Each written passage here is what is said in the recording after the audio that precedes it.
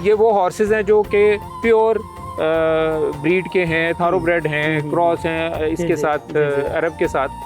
तो इनकी जो ब्रीडिंग है, अगर जो साहिब इस्तिताअत लोग हैं, जो फार्मर्स हैं, जो ब्रीडिंग करना चाहते हैं, अगर वो इधर पाकिस्तान में वो ब्रीडिंग करें तो इसमें बहुत ज़्यादा स्कोप है इस इंडस्ट्री में।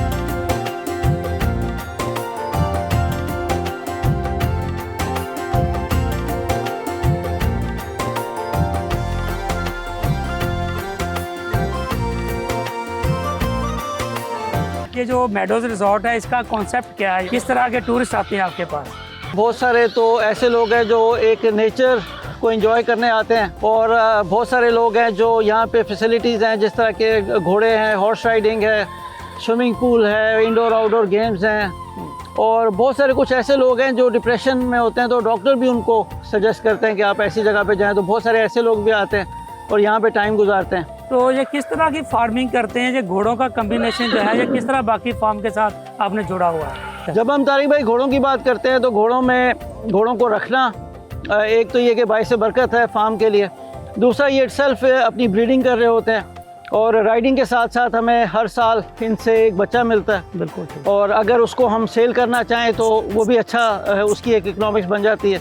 तो घोड़े अपना खर्चा खुद निकालते हैं, और ना सिर्फ अपना खर्चा खुद निकालते हैं बल्कि कुछ ना कुछ कमा के भी देते हैं। बिल्कुल ठीक है। तो अभी बार भाई, कितनी घोड़ियाँ, जो कौन कौन सी ब्रीड आप यहाँ पे कौन कौन सी ब्रीड कर रहे हैं यहाँ पे? हमारे पास एक थोरोब्रेड है, उसके अलावा हमारे पास देसी घोड़ियाँ हैं, और ज़्यादातर हम नेज़ाबाजी के शौकीन हैं। तो हम बहुत दफ़ा जो थोरोब्रेड घोड़ियाँ उनको भी देसी, जो हमारी अच्छी ब्रीड्स हैं, उनके साथ क्रॉस करते हैं। और बहुत सारे लोग जो पाकिस्तान में घोड़े लेते हैं वो भी ये देख रहे होते हैं कि अगर मिक्स घोड़े हों तो वो बहुत अच्छे होते हैं, समझदार भी होते हैं, और नेज़ाबाजी भी अच्छी करते हैं। गौर भाई, ये अभी इसकी थोड़ी इकोनॉमिक्स बताएं हमारे किसानों को कि अभी आप घोड़ी का जो एक बच्चा होता है वो कितने का सेल होता है? जो हमारे किसान हैं, अगर वो इसको ब्रीड को लेते हैं, इस फार्मिंग को करते हैं, तो कितना मुनाफा हासिल कर सकते हैं? ये जिस घोड़े पे आप हैं, इसके बच्चे 8 से 10 लाख के बिक जाते हैं। ठीक। और इसका टोटल ये कि ये राइडिंग भी करा रहा होता है। हम जब हमारे पास लोग आते हैं, हम उनसे राइडिंग के पैसे चार्ज कर रहे होते हैं। बिल्कुल। उसके अलावा जो बच्चा है वो टोटली हमें एज अ बोनस मिलता है, तमाम खर्चे निकाल के। थोरोब्रेड घोड़े हैं, उसमें भी आपको पता है कि बहुत सारी नस्लें हैं। इस तरह जो देसी घोड़े हैं उसको, उनकी भी बहुत सारी नस्लें हैं। और पाकिस्तान के अंदर असल में देसी घोड़ों का उस लिहाज से वो जो एक ब्लड लाइन है वो बनाई नहीं गई, लेकिन ये कि अब वो भी शुरू की जा रही है, और पेडिग्री और सारा चीज़ें वो भी चल रही हैं। लेकिन ये कि जिनके पास ये घोड़े हैं वो उनके पास ख़ानदानों से और सदियों से हैं, तो उनके पास उनकी प्रॉपर ब्लड लाइन चल रही है। और इसके साथ साथ जो हमारा यहाँ पे एक और जो है वो है पोनी घोड़े, जो शटलैंड पोनीज होते हैं, जो छोटे साइज़ के होते हैं। हमारी इकॉनमी जो है उनसे बहुत अच्छी चलती है। ये आप लॉन्स देख रहे हैं, या जितना भी घास उगता है, इसके लिए हमने कोई मशीन यूज़ नहीं की भी। यही घोड़े जो है हम छोड़ते हैं, तो वो ये इनको काट भी देते हैं, घास भी काट देते हैं, उनकी खुराक भी, सबसे अच्छी खुराक ये वो खा भी लेते हैं। और उसके साथ साथ हमें उनका बच्चा मिलता है जो 10 से 12 लाख का बच्चा मिलता है। तो ये फार्म के लिए जो एक ज़बरदस्त इकोनॉमिक्स है जो घोड़ों की तरफ से भी आ रही है। बिल्कुल। हमारे किसान घोड़ों को पालते हैं, तो आप किस तरह उन लोगों को एडवाइस कर सकते हैं कि वो कौन सी ब्रीड पालें और किस तरह उसको बेच सकते हैं? इसके ऊपर थोड़ा गाइड करें हम। देखिए, पाकिस्तान में हर किस्म के घोड़े की डिमांड है। जो इम्पोर्टेड घोड़े हैं वो अगर आप प्रॉपरली इम्पोर्ट करते हैं तो बहुत महंगे पड़ते हैं। ठीक है। इम्पोर्टेड घोड़ों में इकोनॉमिक्स उसी वक्त बनती है जब लोकली आप उसको ब्रीड करते हैं। ठीक। तो पाकिस्तान में हर किस्म के घोड़े की जो ब्रीडिंग है उसका स्कोप है। आप किसी में भी आना चाहें, किसी को थोरोब्रेड पसंद है, किसी को देसी पसंद है, किसी को पोनी शेटलैंड वगैरह पसंद है, अपने अपने शौक़ की बात है। बिल्कुल। तो ये बताइएगा, अगर लाहौर के लोग, बिल्कुल लाहौर के अंदर आपका मेडोज फार्म है, तो लोग आपसे कहाँ आ सकते हैं? इसका थोड़ा सा तफसील से एड्रेस बता दें इसका ज़रा। ये जी मुल्तान रोड पे लोहारा वाला खूह मराका स्टॉप है, और वहाँ से आप खुदपुर की तरफ चलते हैं तो 2 किलोमीटर पे फार्म है हमारा। मेडोज़ रिजॉर्ट्स आप गूगल मैप पे लगाएंगे तो यहाँ का सारा आपको मिल जाएगा। और उसके साथ साथ meadowsresorts.pk हमारी वेबसाइट है, उसमें भी सारा डिटेल है।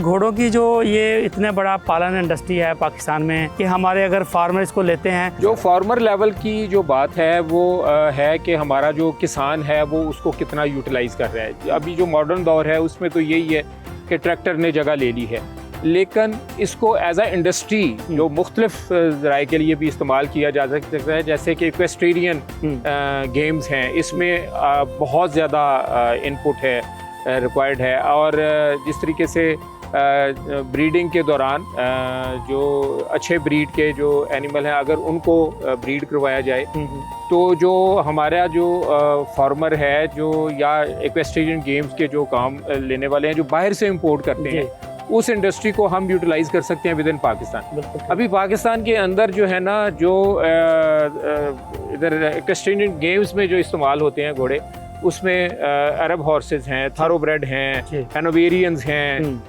फिर क्लीवलैंड हैं, फिर ये वो हैं जो मुख्तलिफ चीज़ों में इस्तेमाल होते हैं। उसमें इक्वेस्ट्रेनियन गेम्स भी हैं, उसमें इक्वेस्ट्रेनियन गेम्स में मुख्तलिफ ज़्यादा पोलो आ जाता है, शो जंपिंग आ जाती है, फिर टेंट पैकिंग आ जाती है। फिर इसमें हमारे कुछ अपने ब्रीड के भी पाकिस्तानी ब्रीड के लोकल कुछ एनिमल्स भी हैं जो कि इस्तेमाल होते हैं। लेकिन अनफॉर्चुनेटली ये है कि जो हमारे लोकल इधर ब्रीड है उनकी इन ब्रीडिंग हो के उसकी जो ब्रीड की जो अपनी स्पेशलिटी है वो ख़त्म हो चुकी है। तो उसके लिए ये है कि जो आजकल जिस तरीके से आप ये हॉर्सेस देख रहे हैं या पीछे जो पोलो ग्राउंड है इसमें जो पोलो के हॉर्सेस हैं, ये वो हॉर्सेस हैं जो कि प्योर ब्रीड के हैं, थारोब्रेड हैं, क्रॉस हैं इसके साथ अरब के साथ। तो इनकी जो ब्रीडिंग है, अगर जो साहिब इस्तिताअत लोग हैं, जो फार्मर्स हैं, जो ब्रीडिंग करना चाहते हैं, अगर वो इधर पाकिस्तान में वो ब्रीडिंग करें तो इसमें बहुत ज़्यादा स्कोप है इस इंडस्ट्री में। बिल्कुल ठीक है। फिर दूसरी बात यह है कि अभी तो पाकिस्तान के अंदर ना बड़े ही इसमें गैजेटरीज आ चुकी हुई हैं। इवन अभी इसके ऊपर आर्मी में आर्टिफिशियल इंसेमिनेशन, एम्ब्रियो ट्रांसफ़र के ऊपर भी काम हो रहा है, तो ये इस इंडस्ट्री को और मज़ीद एनहांस कर सकता है। तो इसमें डॉक्टर साहब जिस तरह अभी जो फीमेल हॉर्स होती है उसको प्रेगनेंसी का एक साल में कितनी दफ़ा प्रेग्नेंट होती है, कितने बच्चे दे पाती है? ये एक साल में एक ही बच्चा होता है, क्योंकि इसका जो जेस्टेशन पीरियड है, जेस्टेशन पीरियड से मुराद ये है कि एक हॉर्स जो है वो पेट में कितनी देर तक बच्चा रखता है। तो 326 दिन से लेके 354 दिन की इसकी जो है ना प्रेगनेंसी, तो ऑलमोस्ट एक साल का ही प्रेगनेंसी हो जाती है। ठीक है। तो एक साल में 3 साल में ये मैच्योर हो जाती है, 4 साल में मैच्योर रहती है, डिपेंडिंग अपॉन दी न्यूट्रिशन और उसकी जो यहाँ पे उसको आपने हाउसिंग में रखा हुआ है। बिल्कुल ठीक है। तो उसमें ये है कि जो एनिमल्स हैं उनकी वेल कीपिंग जो है ना वो बहुत ज़रूरी है, इसकी एनवायरनमेंट बहुत ज़रूरी है, उनकी फीडिंग बहुत ज़रूरी है। इसके ऊपर भी थोड़ा सा गाइड कर दें, वेल कीपिंग के लिए किस तरह का एनवायरनमेंट, किस तरह का एनवायरनमेंट जो है ये जानवर है, इसमें हमें ऐसा एनवायरनमेंट चाहिए जहाँ पे टेम्परेचर ह्यूमिडिटी कंट्रोल्ड हो और एरी हो। जो हमारा चूँकि सीज़न है इधर हॉट सीज़न है, इस सीज़न में जो है ना गर्मी बहुत है, उसमें हमें जो है ना वेंटिलेशन के लिए ज़रूरत होती है। जो हॉट एरियाज़ हैं वहाँ पे स्पेशली उन्होंने उस पर पंखे लगाए होते हैं और वेल वेंटिलेशन का इंतज़ाम किया हो जाता है। पंखे बड़े बड़े इंडस्ट्रियल फैंस हैं वो लगा लेते हैं, तो उनसे ये है कि अंदर वाला जो टेम्परेचर है वो बड़ा कंफर्टेबल रहता है। और यही है कि एनिमल्स को जो है ना एक अच्छी स्टेबल एनवायरनमेंट चाहिए होती है ताकि जो प्रेगनेंसी का टाइम है वो अच्छे तरीके से गुजर जाए। बिल्कुल ठीक। सर इसमें थोड़ा सा गाइड करें कि हमारे किसान जो हैं, हमारे लोग किस तरह हमारे गवर्नमेंट सेक्टर में या हमारे मिलिट्री सेक्टर में क्या आम लोग उनसे बात कर सकते हैं, डॉक्टर को कंसल्ट कर सकते हैं अगर उनके पास किस तरह की बीमारी आती है? बिल्कुल, इसके लिए बिल्कुल बड़े अच्छे डॉक्टर्स हैं, फील्ड में काम कर रहे हैं। इधर इस वक्त लाहौर में एक राउंड लेक एनिमल हॉस्पिटल है जो कि state of the art hospital है। इस हॉस्पिटल में ये एक्चुअली अमेरिकन बेस्ड हॉस्पिटल है, उन्होंने अपना एक अपनी ब्रांच इधर पाकिस्तान में खोली है। जब आप इसको विज़िट करते हैं तो आपको ये महसूस होगा कि आप ना एक किसी बाहर की किसी एरिया में आप उसमें फिरें। अभी उसमें फैसिलिटीज़ क्या हैं? उसमें फैसिलिटीज़ ये हैं कि वो बेसिकली है पेट्स का हॉस्पिटल, लेकिन इक्वाइंस की फैसिलिटी भी उसके अंदर है, diagnostic facilities state of the art. जो गैजेटरीज़ हैं वो गैजेटरीज़ हैं जो कि एनिमल्स के लिए ख़ास तौर पे इंटरनेशनली रिकमेंडेड गैजेट्स हैं वो उन्होंने इस्तेमाल किए उधर रखे हुए हैं। फिर उसके बाद जो ट्रीटमेंट है, लेज़र ट्रीटमेंट है, ये पाकिस्तान में लेज़र ट्रीटमेंट सिर्फ इन लोगों के पास है राउंड लेक हॉस्पिटल में।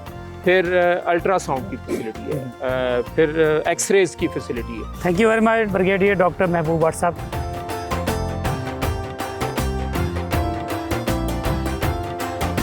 आपने देखा कि घोड़े पालन ना सिर्फ एक शौक है, गेम है, बल्कि इसके साथ साथ ज़रिए मैशत को सहारा देने के लिए एक बेहतरीन जरिया भी साबित हो रही है। उम्मीद है कि आज के प्रोग्राम में जो मालूमात हमने आपको दी हैं वो आपके लिए बहुत ही यूज़फुल साबित हुई होंगी। मिलते हैं आपसे अगले प्रोग्राम में नई मालूमात के साथ। अपने होस्ट तारक तिरवीर को दीजिए इजाज़त और आप देखते रहिए किसान का पाकिस्तान, सिर्फ डिस्कवर पाकिस्तान।